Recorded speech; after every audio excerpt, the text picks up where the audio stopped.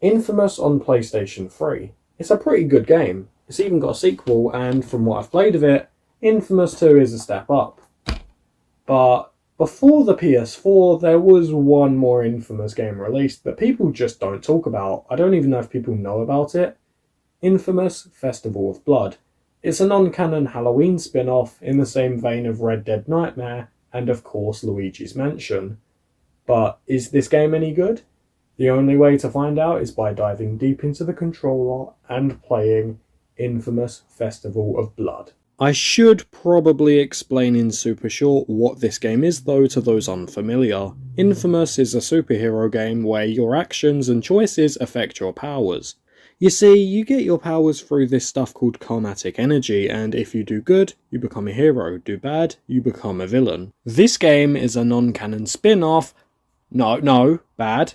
This game is a non-canon spin-off to Infamous made as a Halloween spoof, presented as a story told by Cole McGrath's friend Zeke. I was expecting this to be a story told around a campfire, but no, Zeke actually brings up that he knows Cole McGrath was trying to rizz up a girl at a bar, and he tells a story.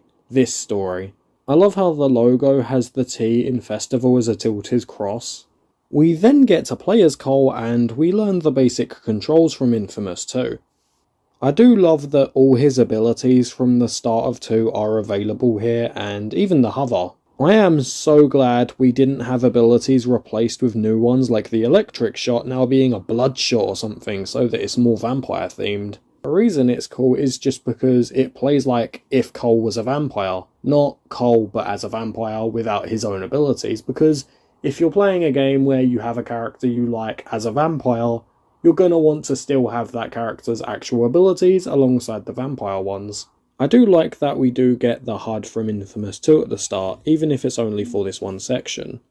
Cole quickly gets bitten by a vampire named Bloody Mary, however, and this has caused him to gain vampire powers, with the main electricity powers also there still. We have until sunrise for this to be fixed, or Cole will be a vampire forever, as mindless as possible, only working for Bloody Mary. So would he keep his superpowers when he becomes full vampire? If so, that'd be terrifying. In the game, you quickly find out to beat Bloody Mary, you need to find this barbed cross and kill her with it. I do love the detail that Cole feels pain from touching it because he is a vampire still and it's just painful for vampires. I also love the melee weapon Cole has here, it's literally just a cross with a stake on the end. I also like that as the game progresses we see different amounts of time left until sunrise, just because then it's kind of like Until Dawn or Dead Rising where it adds pressure as things move forwards. This game isn't very long though, I beat it in 2 hours. And like Finding Frankie and Resident Evil 3 Remake, 2 other games I want to cover this month, they're short but they're really sweet. What is up with that? Such an odd coincidence. I didn't even plan for that either, that was just the thing that was there. Anyways, we now get to explore Infamous 2's Empire City, decked out for the spooky local holiday themed around folklore called Pyre Night.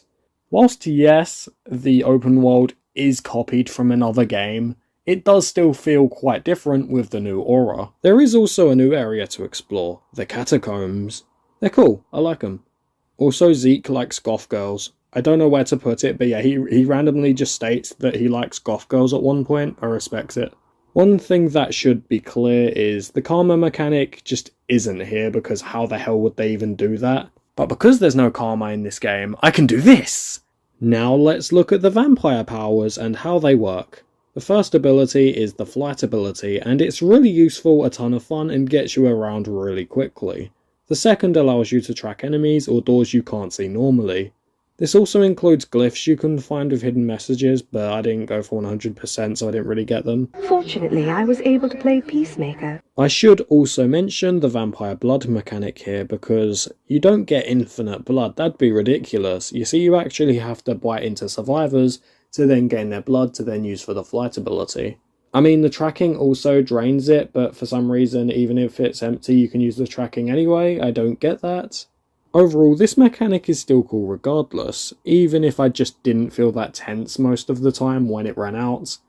It also reminds me of Tokyo Ghoul how Kaneki needs to eat people to survive even though he doesn't want to because he's now half ghoul.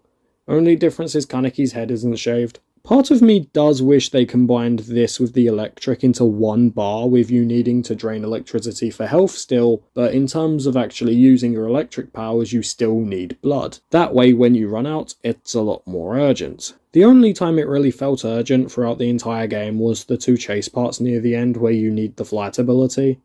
But apart from that, I don't know, there just wasn't a lot of stake in it running out. They do something cool kinda like this near the end, where if you struggle enough with the final mission, you will have your blood take over your electric, and then you have less electricity you can use.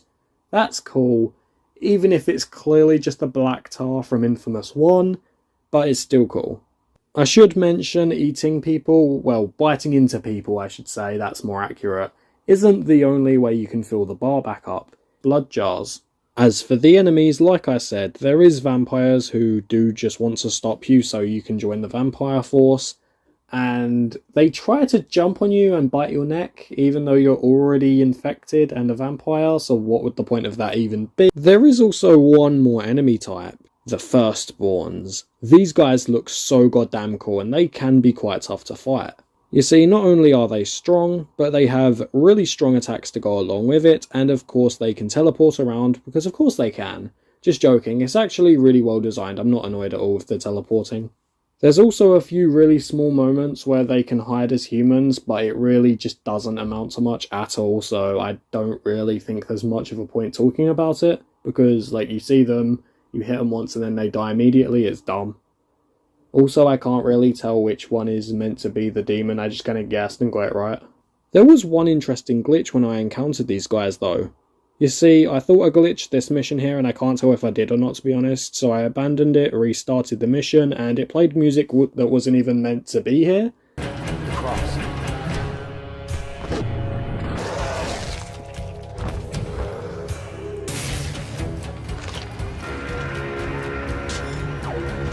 As for the difficulty, it's not too hard until the final hour of the game, aka the in-universe final hour of the game too. As for the game's ending, you fight Bloody Mary, knock her out, and then Cole and Zeke took her down to the catacombs, and he uses explosives to blow up the catacombs with her inside. The chase section before the fight is also really goddamn cool, where you go from place to place slowly attacking her. After the story's been told, the girl Zeke tried to rizz up thinks that he's lying, but she likes him anyway and she's about to go with him, but Cole comes in and steals the girl. Damn bro, sorry Zeke, you shoulda rizzed a goth girl instead. But as we all know, Infamous of course has to have a bit of karma, so it ends like this. Rather... Oh no. Lead the way. Yeah. Yes. Go ahead. These beers aren't gonna drink themselves. Thanks for the story, Zeke. Very educational. Oh, shit!